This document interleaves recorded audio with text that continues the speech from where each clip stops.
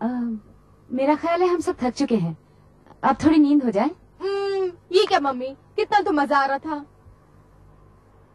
तुमने मुझे मम्मी कहा? सॉरी, आपको बुरा लगा तो आंटी से ही, अगर वो भी नहीं तो मिसेस नारंग।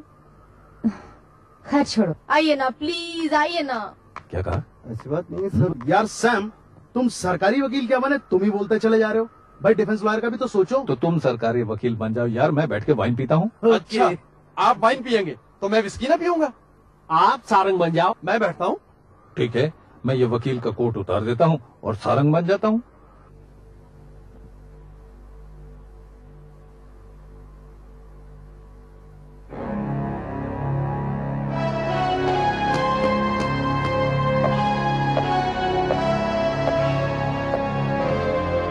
ये शॉल आपने क्यों ओढ़ लिया? थोड़ी थोड़ी सी लगती है।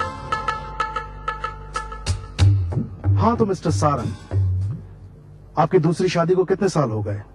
19। और आपकी पहली वाली पत्नी? वो मर चुकी है। अच्छा, ये जानकारी रखते हैं आप?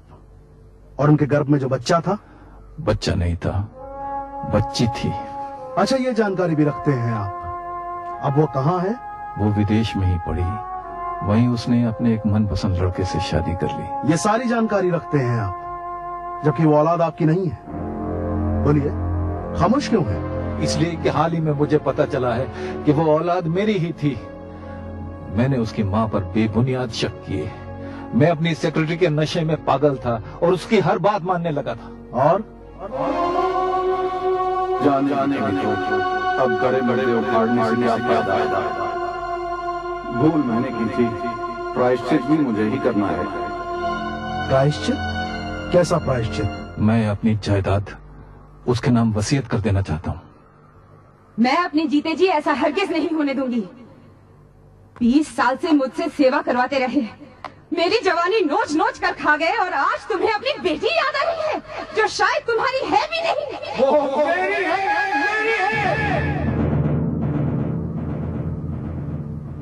अच्छा, जी हाँ, और मैंने ये वसीयत मनाने के लिए अपने वकील से कह भी दिया है।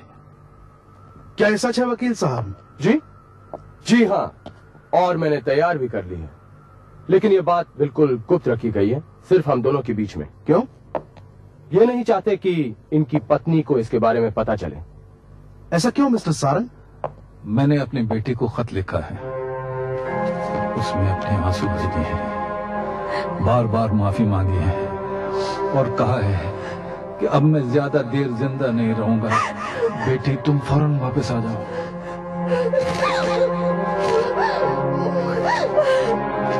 पापा, मेरे पापा। आप ज्यादा देर जिंदा क्यों नहीं रहेंगे? मैं डायबिटीज का मरीज हूँ और दिल का भी। मेरे खून में शुगर कभी तो बहुत ज्यादा हो जाती है और कभी बहुत कम। रोज चेक करनी पड़ती है और इंसुलिन का इंजेक्शन लेना पड़ता है। मैं जिंदगी और मौत के बीच में डोल रहा हूँ वकील साहब। ये इंजेक्शन आपको डॉक्टर देता है? पहले डॉक्टर देता था, अब मेरी पत्नी देती है।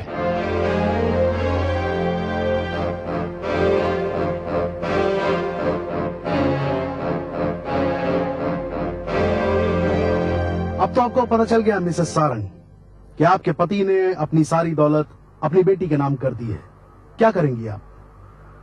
मैं उस बुड्ढे का खून कर दूंगी।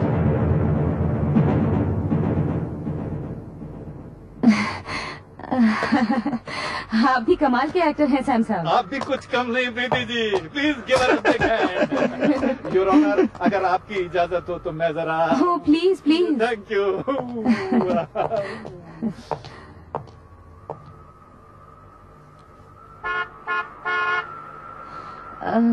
मैं भी जरा 2 मिनट अपने कमरे में होकर आती हूँ। श्योर। जरूर।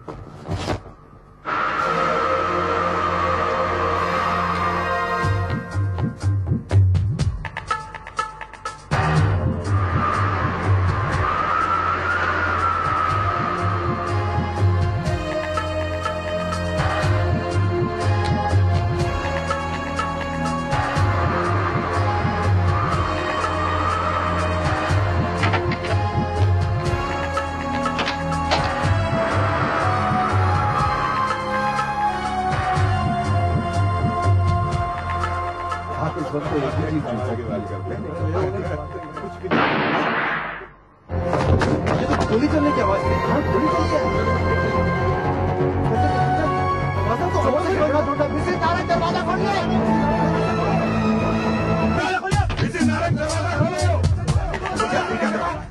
लाश है? हाँ? कोई मर गया लगता है। कोई आगे ना बढ़े। कोई किसी चीज को हाथ न लगाए।